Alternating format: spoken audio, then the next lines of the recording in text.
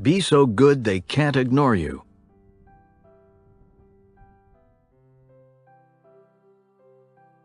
Beyond passion. Before continuing, I should emphasize an obvious point. For some people, following their passion works. The Road Trip Nation archives, for example, include an interview with Rolling Stone film critic Peter Travers, who claims that even as a child, he used to bring notebooks into movie theaters to record his thoughts. The power of passion is even more common when you look to the careers of gifted individuals, such as professional athletes. You'll be hard-pressed, for example, to find a professional baseball player who doesn't claim that he has been passionate about the sport as far back as he can remember. Some people I've talked to about my ideas have used examples of this type to dismiss my conclusions about passion. Here's a case where someone successfully followed their passion, they say. Therefore, follow your passion must be good advice. This is faulty logic. Observing a few instances of a strategy working does not make it universally effective. It is necessary instead to study a large number of examples and ask what worked in the vast majority of the cases. And when you study a large group of people who are passionate about what they do, as I did in researching this book, you'll find that most, not all, will tell a story more complex than simply identifying a pre-existing passion and then pursuing it. Examples such as Peter Travers and professional athletes, therefore, are exceptions. If anything, their rareness underscores my claim that for most people, follow your passion is bad advice. This conclusion inspires an important follow-up question. Without the passion hypothesis to guide us, what should we do instead? This is the question I take up in the 3 rules that follow. These rules chronicle my quest to figure out how people really end up loving what they do. They represent a shift away from the tone of lawyerly argument used here and into something more personal, evidence of my attempts to capture the complexity and ambiguity of my encounters with the reality of workplace happiness. With the thorny underbrush of the passion hypothesis cleared, we can only now bring light to a more realistic strain of career advice that has so long been strangled in the shadows. This is a process that begins in the next rule with my arrival at an unlikely source of insight, a group of bluegrass musicians practicing their craft in the suburbs of Boston. Rule number 2.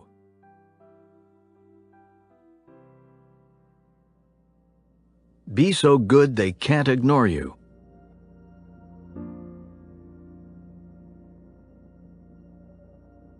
Or the importance of skill. Chapter 4, The Clarity of the Craftsman, in which I introduce 2 different approaches to thinking about work.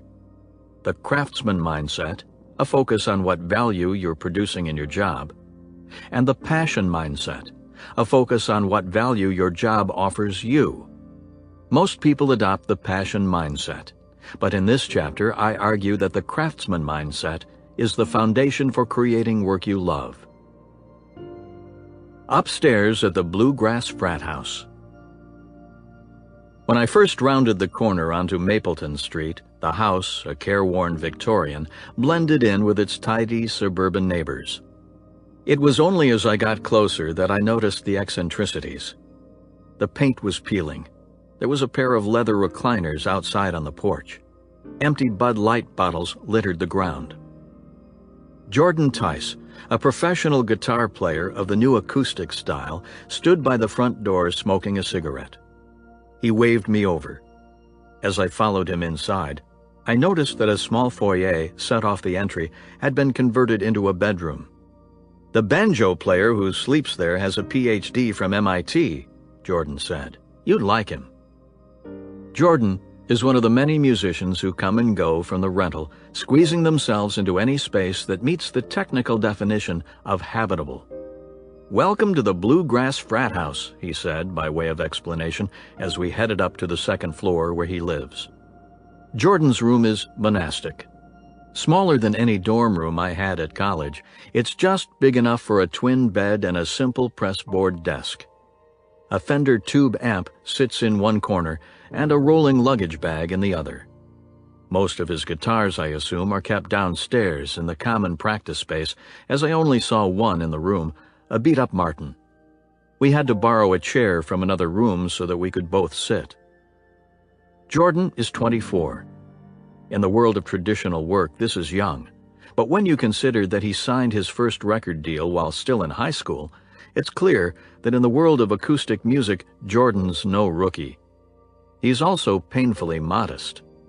One review of his third album, Long Story, began, "Music has always had its share of prodigies, from Mozart up to the current day." This is exactly the type of praise that Jordan would hate for me to write about. When I asked him why Gary Ferguson, a well-known bluegrass artist, chose Jordan at the age of 16 to tour with him, he could only stammer before lapsing into silence. "It's a big deal," I pushed. "He chose you to be his guitar player. He had his choice of lots of guitar players, and he chose a 16-year-old. "I don't derive any arrogance from that specific thing," he finally answered. Here's what does excite Jordan: his music. When I asked him, "What are you working on today?" his eyes lit up as he grabbed an open composition book from his desk. On it were 5 lines of music, lightly penciled in, mainly dense runs of quarter notes spanning up and down the octave, punctuated with the occasional handwritten explanation. "I'm kind of working on a new tune," he explained. "It's going to be really fast." Jordan picked up his Martin to play me the new song. It had the driving beat of bluegrass, but the melody, which was inspired by a Debussy composition, happily disregards the genre. When Jordan played, he stared just beyond the fretboard and breathed in sharp, sporadic gasps. At one point he missed a note, which upset him. He backed up and started again, insisting on playing until he finished the full phrase without mistake.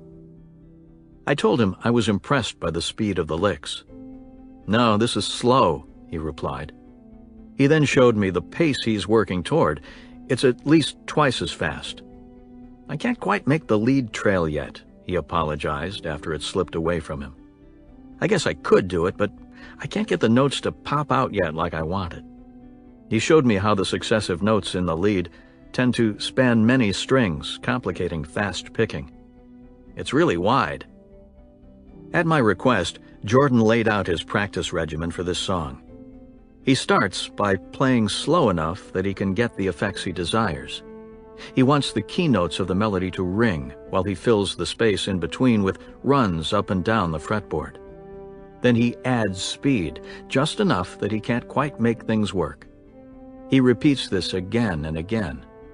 "It's a physical and mental exercise," he explained. "You're trying to keep track of different melodies and things. In a piano, everything is laid out clearly in front of you, 10 fingers never getting in the way of one another. On the guitar, you have to budget your fingers." He called his work on this song his technical focus of the moment. In a typical day, if he's not preparing for a show, he'll practice with this same intensity, always playing just a little faster than he's comfortable, for 2 or 3 hours straight. I asked him how long it will take to finally master the new skill. "Probably like a month," he guessed. Then he played through the lick one more time. The craftsman mindset. Let me be clear about something. I really don't care if Jordan Tice loves what he does.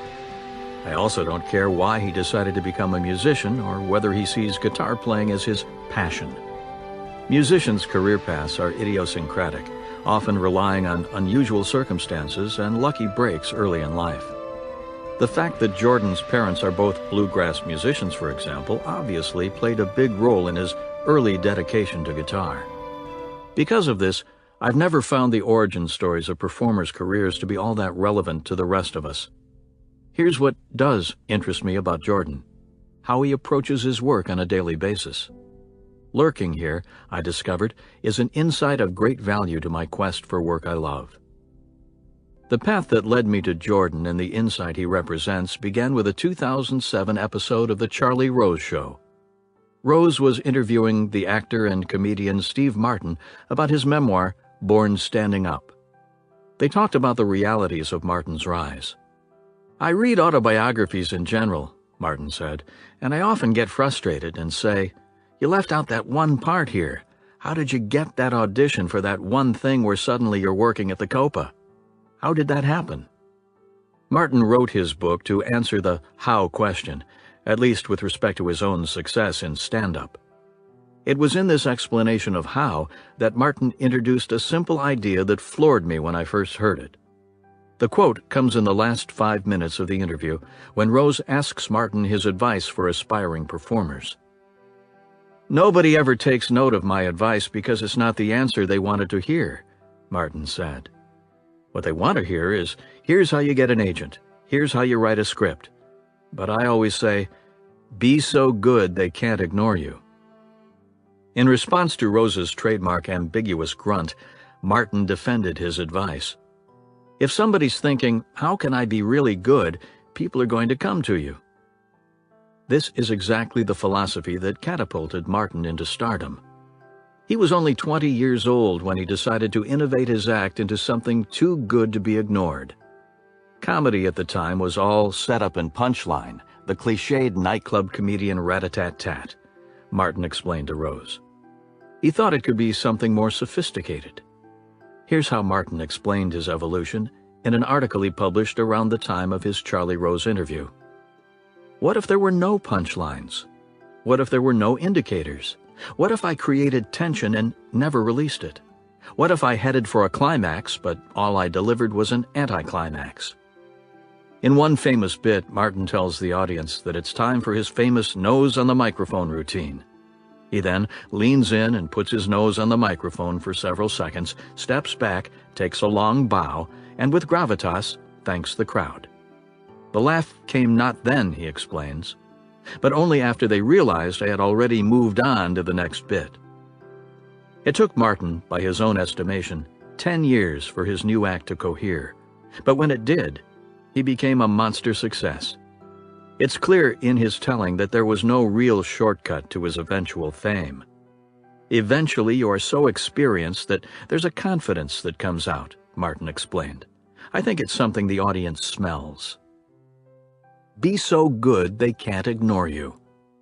When I first heard this advice, I was watching the Martin interview online. It was the winter of 2008, and I was approaching my final year as a graduate student. At the time, I had recently started a blog called Study Hacks, which was inspired by the pair of student advice guides I had published and focused mainly on tips for undergraduates.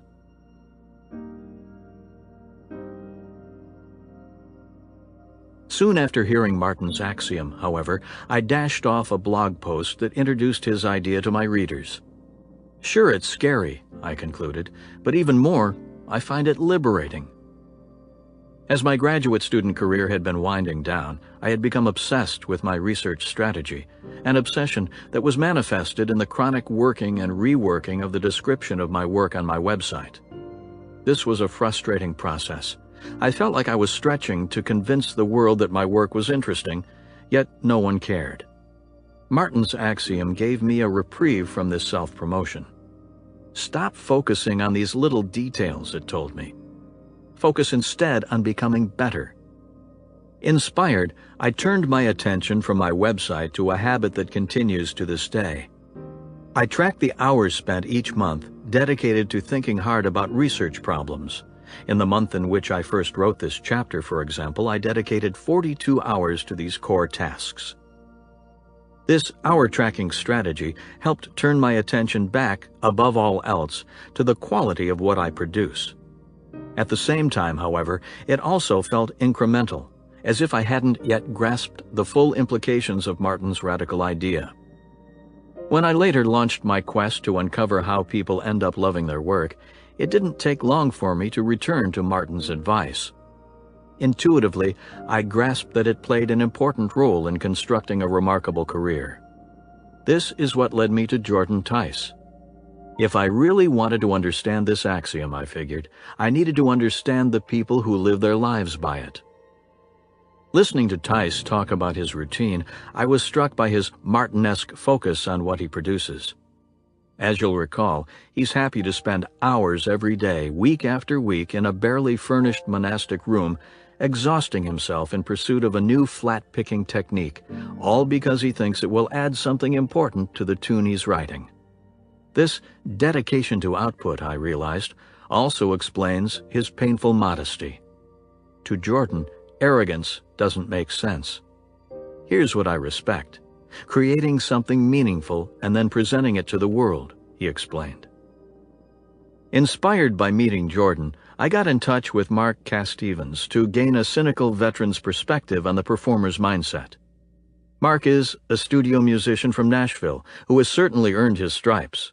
He's played on 99 #1 hit singles on the Billboard charts. When I told Mark about Jordan, he agreed that an obsessive focus on the quality of what you produce is the rule in professional music. It trumps your appearance, your equipment, your personality, and your connections, he explained. Studio musicians have this adage: the tape doesn't lie. Immediately after the recording comes the playback. Your ability has no hiding place. I like that phrase, the tape doesn't lie, as it sums up nicely what motivates performers such as Jordan, Mark, and Steve Martin. If you're not focusing on becoming so good they can't ignore you, you're going to be left behind. This clarity was refreshing. To simplify things going forward, I'll call this output-centric approach to work the craftsman mindset.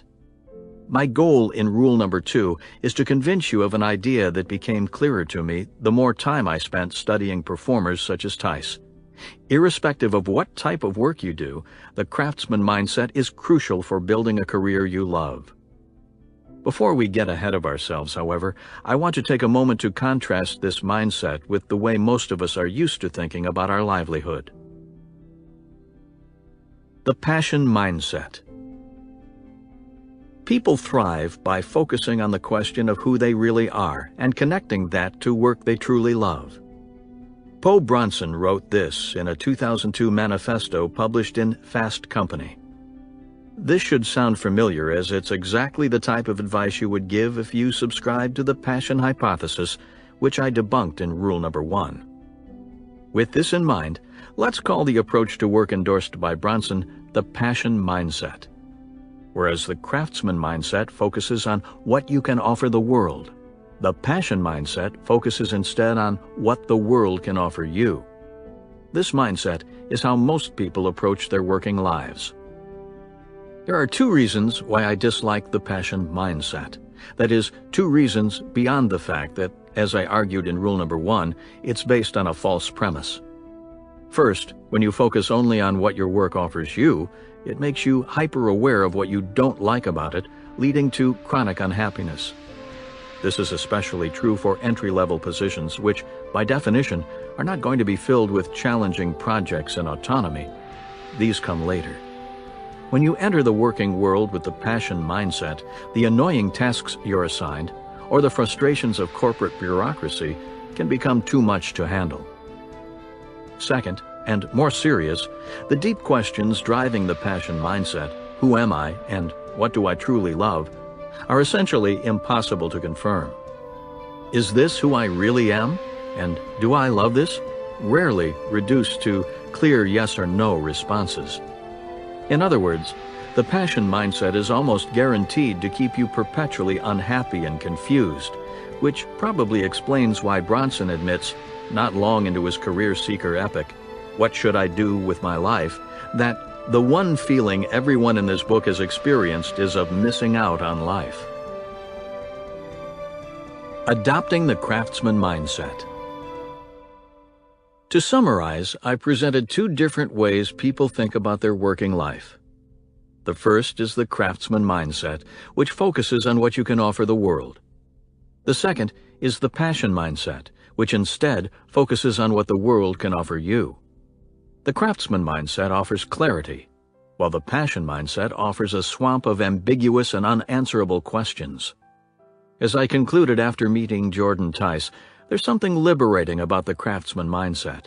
It asks you to leave behind self-centered concerns about whether your job is just right, and instead put your head down and plug away at getting really damn good. No one owes you a great career, it argues. You need to earn it, and the process won't be easy. With this in mind, it's only natural to envy the clarity of performers like Jordan Tice. But here's the core argument of rule number 2.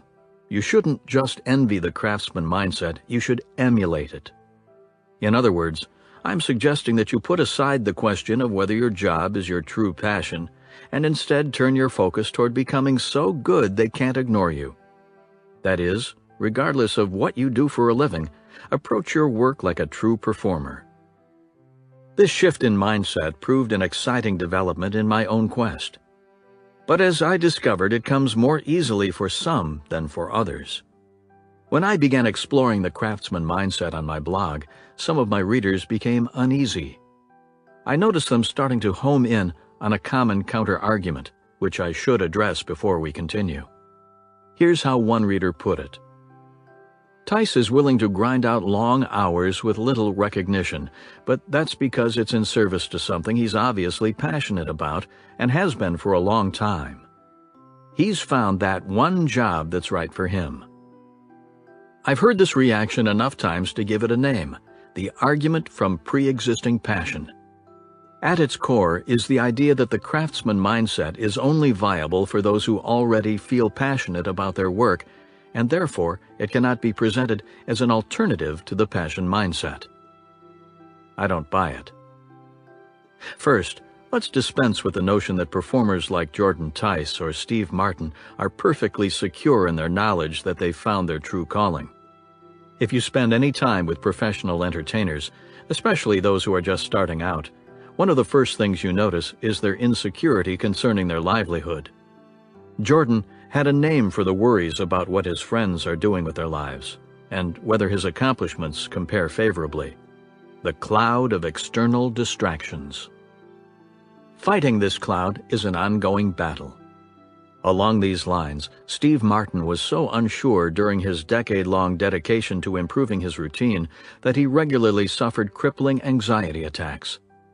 The source of these performers' craftsman mindset is not some unquestionable inner passion, but instead something more pragmatic. It's what works in the entertainment business. As Mark Stevens put it, the tape doesn't lie. If you're a guitar player or a comedian, what you produce is basically all that matters. If you spend too much time focusing on whether or not you found your true calling, the question will be rendered moot when you find yourself out of work. Second, and more fundamental, I don't really care why performers adopt the craftsman mindset. As I mentioned earlier, their world is idiosyncratic, and most of what makes them tick doesn't generalize. The reason I focused on Jordan's story is that I wanted you to see what the craftsman mindset looked like in action. In other words, forget why Jordan adopted this mindset, and notice instead how he deploys it. In the next chapter, I will argue that regardless of how you feel about your job right now, adopting the craftsman mindset will be the foundation on which you'll build a compelling career. This is why I reject the argument from pre-existing passion, because it gets things backward. In reality, as I'll demonstrate, you adopt the craftsman mindset first, and then the passion follows. Chapter 5. The Power of Career Capital, in which I justify the importance of the craftsman mindset by arguing that the traits that make a great job great are rare and valuable, and therefore, if you want a great job, you need to build up rare and valuable skills, which I call career capital, to offer in return. The economics of great jobs. In the last chapter, I offered a bold proposition. If you want to love what you do, abandon the passion mindset. What can the world offer me? And instead, adopt the craftsman mindset. What can I offer the world? My argument for this strategy starts with a simple question. What makes a great job great?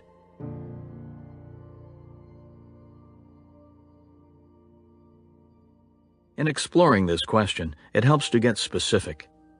In rule number 1, I provided several examples of people who had great jobs and loved what they do, so we can draw from there.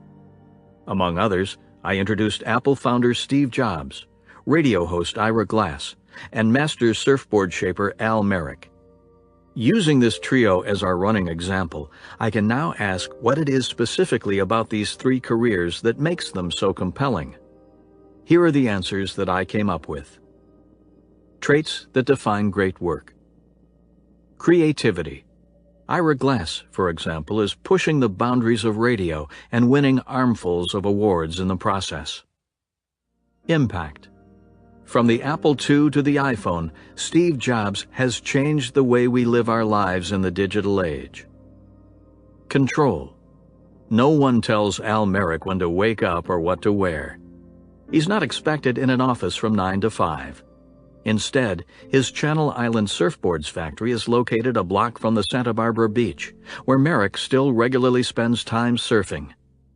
Jake Burton Carpenter, founder of Burton Snowboards, for example, recalls how negotiations for the merger between the two companies happened while he and Merrick waited for waves in a surf lineup. This list isn't comprehensive, but if you consider your own dream job fantasies, you'll likely notice some combination of these traits. We can now advance to the question that really matters. How do you get these traits in your own working life? One of the first things I noticed when I began to study this question is that these factors are rare. Most jobs don't offer their employees great creativity, impact, or control over what they do and how they do it. If you're a recent college graduate in an entry-level job, for example, you're much more likely to hear, "Go change the water cooler," than you are, "Go change the world." By definition, we also know that these traits are valuable, as they're the key to making a job great. But now we're moving into well-trod territory. Basic economic theory tells us that if you want something that's both rare and valuable, you need something rare and valuable to offer in return. This is Supply and Demand 101. It follows that if you want a great job, you need something of great value to offer in return. If this is true, of course, we should see it in the stories of our trio of examples, and we do. Now that we know what to look for, this transactional interpretation of compelling careers becomes suddenly apparent. Consider Steve Jobs.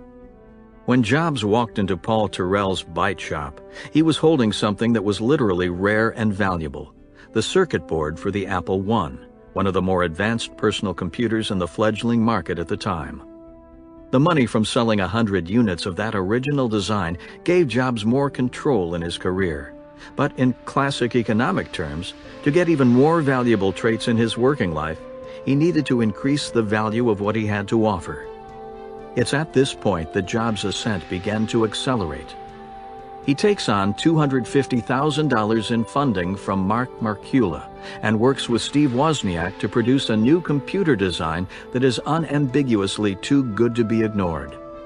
There were other engineers in the Bay Area's homebrew computer club culture who could match Jobs and Wozniak's technical skill, but Jobs had the insight to take on investment and to focus this technical energy toward producing a complete product. The result was the Apple II, a machine that leaped ahead of the competition. It had color graphics. The monitor and keyboard were integrated inside the case.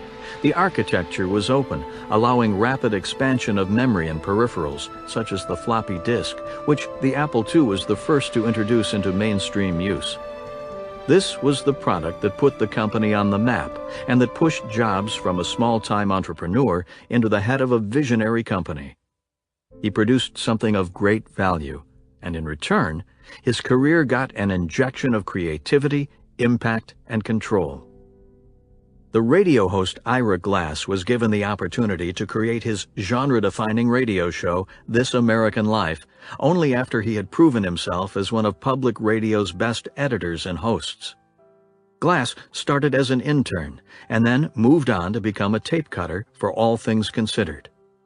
There are many young people who start down the same path as Glass, landing an internship at a local NPR station and then moving up to a low-level production position. But Glass began to break away from the pack when he turned his focus on making his skills more rare and more valuable. The crispness of his segment editing eventually gained him the opportunity to host a few of his own segments on air. And even though Glass has a voice that mocks everything sacred about what a radio personality should sound like, He began to win awards for his segments. It's possible that a latent natural talent for editing may be playing a role here. But recall from rule number 1 that Glass emphasizes the importance of the hard work required to develop skill. All of us who do creative work, you get into this thing and there's like a gap. What you're making isn't so good, okay? It's trying to be good, but it's just not that great, he explained in an interview about his career. The key thing is to force yourself through the work, force the skills to come. That's the hardest phase, he elaborated in his Road Trip Nation session. In other words, this is not the story of a prodigy who walked into a radio station after college and walked out with a show. The more you read about Glass, the more you encounter a young man who was driven to develop his skills until they were too valuable to be ignored. This strategy worked. After the success of his short segments for All Things Considered, Glass was tapped to co-host a string of different local shows produced out of Chicago's WBEZ station, further increasing the value of his skills. In 1995, when the station manager at WBEZ decided to put together a free-form show with an eye toward national syndication, a show called This American Life, Glass was at the top of his list. His career today is rich with creativity, impact, and control, but when you read his story, the economic undertones are unmistakable. Glass exchanged a collection of hard-won, rare, and valuable skills for his fantastic job. With Al Merrick, not surprisingly, we get the same style of story. The rare and valuable skill that launched Merrick's career as a professional surfboard shaper is crystal clear. His boards won competitions. What's important to note is that this was not always the case. Merrick picked up the trade of fiberglass shaping from his years spent as a boat builder, and he knew about surfing from his own on-again, off-again relationship with the sport, but it took an abundance of hard work to get his board crafting skills to the place where they were valuable. Starting out, a lot of time you're afraid that you're going to be a failure, that this guy you're making a board for is a world champion and his boards won't be working right, he recalled in his Road Trip Nation session. It just makes me work harder and try harder to accomplish what I'm trying to accomplish with a surfboard. Having an office a block from the beach with the freedom to take off to surf on a moment's notice sounds great, but it's not the type of job that is just being handed out. To get it, Merrick realized he needed a rare and valuable skill to offer in exchange. Once he had surf pros like Kelly Slater riding his boards and winning, he became free to dictate the terms of his working life. Here, then, are the main strands of my argument. The career capital theory of great work. The traits that define great work are rare and valuable. Supply and demand says that if you want these traits, you need rare and valuable skills to offer in return. Think of these rare and valuable skills you can offer as your career capital. The craftsman mindset, with its relentless focus on becoming so good they can't ignore you, is a strategy well suited for acquiring career capital. This is why it trumps the passion mindset if your goal is to create work you love. Jobs, Glass, and Merrick all adopted the craftsman mindset. Some even use these exact words in describing themselves. "I was a craftsman," said Merrick in an interview on his early days as a board shaper. Career capital theory tells us that this is no coincidence. The traits that define great work require that you have something rare and valuable to offer in return, skills I call career capital. The craftsman mindset, with its relentless focus on what you produce, is exactly the mindset you would adopt if your goal was to acquire as much career capital as possible. Ultimately, this is why I promote the craftsman mindset over the passion mindset. This is not some philosophical debate on the existence of passion or the value of hard work. I'm being intensely pragmatic. You need to get good in order to get good things in your working life, and the craftsman mindset is focused on achieving exactly this goal. But there is, I must admit, a darker corollary to this argument. The passion mindset is not just ineffective for creating work you love. In many cases, it can actively work against this goal, sometimes with devastating consequences. From Courage to Food Stamps. A pair of articles published within 2 days of each other in the New York Times in the summer of 2009 emphasized the contrast between the passion mindset and the craftsman mindset. The first article concerned Lisa Fewer. At the age of 38, Fewer quit her career in advertising and marketing. Chafing under the constraints of corporate life, she started to question whether this was her calling. "I'd watched my husband go into business for himself, and I felt like I could do it too," she said. So she decided to give entrepreneurship a try. As reported by the Times, Fewer enrolled in a 200-hour yoga instruction course, tapping a home equity loan to pay the $4,000 tuition. Certification in hand, she started Karma Kids Yoga, a yoga practice focused on young children and pregnant women. "I love what I do," she told the reporter when justifying the difficulties of starting a freelance business. The passion mindset supports Fewer's decision. To those enthralled by the myth of a true calling, there's nothing more heroic than trading comfort for passion. Consider, for example, the author Pamela Slim, a believer in the passion mindset, who wrote the popular book Escape from Cubicle Nation. Slim describes on her website the following sample dialogue, which she claims she has often. Me. "So, are you ready to move forward with your plan?" Them. "I know what I have to do, but I don't know if I can do it. Who am I to pretend to be a successful artist, coach, consultant, masseuse? What if everyone looks at my website and laughs hysterically that I would even consider selling my services? Why would anyone ever want to connect with me?"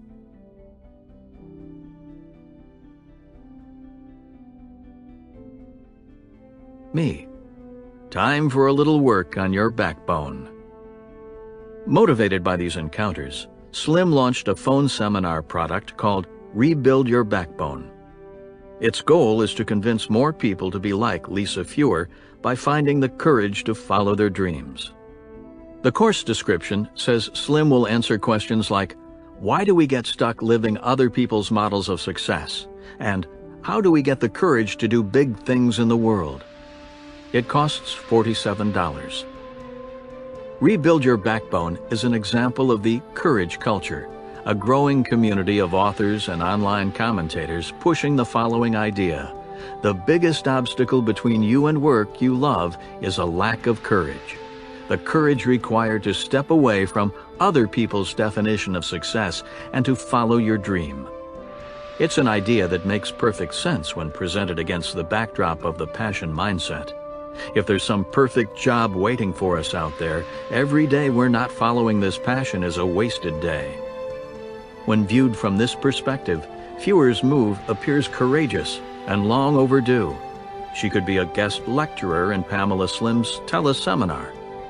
But this idea crumbles when viewed from the perspective of career capital theory, a perspective that makes Karma Kids Yoga suddenly seem like a poor gamble. The downside of the passion mindset is that it strips away merit.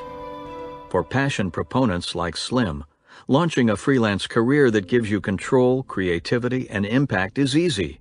It's just the act of getting started that trips us up. Career capital theory disagrees. It tells us that great work doesn't just require great courage, but also skills of great and real value. When Fewer left her advertising career to start a yoga studio, not only did she discard the career capital acquired over many years in the marketing industry, but she transitioned into an unrelated field where she had almost no capital. Given yoga's popularity, a 1-month training program places Fewer pretty near the bottom of the skill hierarchy of yoga practitioners, making her a long way from being so good she can't be ignored. According to career capital theory, she therefore has very little leverage in her yoga working life. It's unlikely, therefore, that things will go well for Fewer, which, unfortunately, is exactly what ended up happening. As the recession hit in 2008, Fewer's business struggled. One of the gyms where she taught closed. Then 2 classes she offered at a local public high school were dropped. And with a tightening economy, demands for private lessons diminished. In 2009, when she was profiled for the Times, she was on track to make only $15,000 for the year. Toward the conclusion of the profile, Fewer sends the reporter a text message. "I'm at the food stamp office now, waiting. It's signed, sent from my iPhone."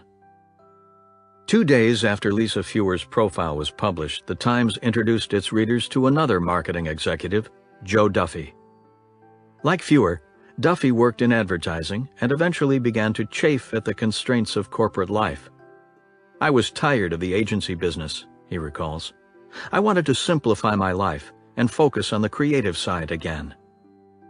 Given that Duffy's original training was as an artist, he had entered the advertising industry as a technical illustrator only after he had a hard time making a living with his paintings.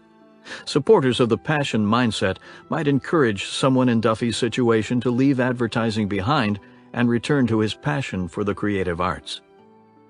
Duffy, it turns out, is from the craftsman school of thought. Instead of fleeing the constraints of his current job, he began acquiring the career capital he'd need to buy himself out of them. His specialty became international logos and brand icons. As his ability grew, so did his options. Eventually, he was hired away by the Minneapolis-based Fallon McElligott agency, which allowed him to run his own subsidiary within the larger organization, calling it Duffy Designs. In other words, his capital had bought him more autonomy. After 20 years at Fallon McElligott, working on logos for major companies such as Sony and Coca-Cola, Duffy once again invested his capital to gain more autonomy, this time by starting his own 15-person shop, Duffy & Partners. This entrepreneurial move contrasts sharply with Fewer's. Duffy started his own company with enough career capital to immediately thrive. He was one of the world's best logo men and had a waiting list of clients. Fewer started her company with only 200 hours of training and an abundance of courage. It's fair to guess that by the time Duffy recently retired, he loved what he did. His work gave him heaps of control and respect, and, depending on your view of the importance of advertising, also had a great impact on the world. To me, however, the most vivid contrast to Fewer's story was Duffy's purchase of Duffy Trails, a 100-acre retreat on the banks of Wisconsin's Tobotic River. Duffy is an avid cross-country skier, and the 5 miles of wooded trails, skiable from November through March, made the retreat irresistible. As reported by the New York Times, the property can comfortably house at least 20 guests, spread over 3 different residential outbuildings, but on the hottest summer nights, it's the screened gazebo by the retreat's 16-acre Bass Stock Lake that attracts the most visitors. Duffy purchased this property at the age of 45. In other words, not long after the age at which Fewer left advertising to pursue her yoga business. It's this parallel that gives this pair of stories their Frostian undertones. 2 roads diverged in a yellow wood, and one traveler chose the path to mastery while the other was called toward passion's glow. The former ended up celebrated in the industry, in control of his own livelihood, and weekending with his family in a forested retreat. The latter ended up on food stamps. This comparison is not necessarily fair. We don't know that Fewer could have replicated Duffy's success if she had stayed in marketing and advertising and had focused her restless energy on becoming excellent. But as a metaphor, the story works nicely. The image of Fewer waiting in line for food stamps, while Duffy, at a similar age, returns from a successful overseas trip to spend a relaxing weekend skiing at Duffy Trails, is striking. It captures well both the risk and the illogic of starting from scratch, as contrasted with the leverage gained by instead acquiring more career capital. Both Fewer and Duffy had the same issues with their work. These issues emerged at around the same time, and they both had the same desire to love what they do. But they had 2 different approaches to tackling these issues. In the end, it was Duffy's commitment to craftsmanship that was the obvious winner. When craftsmanship fails. Not long before I started writing this chapter, I received an email from John, a recent college graduate and longtime reader of my blog. He was concerned about his new job as a tax consultant. Though he found the work to be sometimes interesting, the hours were long and the tasks were fiercely prescribed, making it difficult to stand out. Aside from not liking the lifestyle, John complained, I'm concerned that my work doesn't serve a larger purpose, and in fact, that it actively hurts the most vulnerable. This chapter has argued in favor of the craftsman mindset and against its passion-centric alternative. Part of what makes the craftsman mindset thrilling is its agnosticism toward the type of work you do. The traits that define great work are bought with career capital, the theory argues. They don't come from matching your work to your innate passion. Because of this, you don't have to sweat whether you've found your calling. Most any work can become the foundation for a compelling career. John had heard this argument and wrote me because he was having a hard time applying it to his life as a tax consultant. He didn't like his work, and he wanted to know if, like a good craftsman, he should just suck it up and continue to focus on getting good. This is an important question, and here's what I told John. It sounds like you should leave your job. On reflection, it became clear to me that certain jobs are better suited for applying career capital theory than others. To aid John, I ended up devising a list of 3 traits that disqualify a job as providing a good foundation for building work you love. 3 disqualifiers for applying the craftsman mindset. Number 1. The job presents few opportunities to distinguish yourself by developing relevant skills that are rare and valuable. Number 2. The job focuses on something you think is useless or perhaps even actively bad for the world. Number 3. The job forces you to work with people you really dislike. A job with any combination of these disqualifying traits can thwart your attempts to build and invest career capital. If it satisfies the first trait, skill growth isn't possible. If it satisfies the second 2 traits, then even though you could build up reserves of career capital, you'll have a hard time sticking around long enough to accomplish this goal. John's job satisfied the first 2 traits, so he needed to leave. To give another example, as a computer scientist at MIT, which I was while writing this book, I got quite a few emails from Wall Street headhunters. They were hiring for jobs that provide plenty of room to develop skills, and they're not afraid to compensate you well for your time. There is a small handful of firms on Wall Street that pay better than everyone else, about 3 or 4 of them, said one headhunter who wrote me recently. This company is one of them. I was later told by friends that the starting salary for these firms was in the $200,000 to $300,000 range. But to me, these firms satisfy the second condition previously mentioned. This realization allowed me to confidently delete these offers as they arrived. The big picture point worth noting here, however, is that these disqualifying traits still have nothing to do with whether a job is the right fit for some innate passion. They remain much more general. Working right, therefore, still trumps finding the right work. Now that I've made my pitch for the craftsman mindset and moderated it with the exceptions previously mentioned, it's time to see it in action.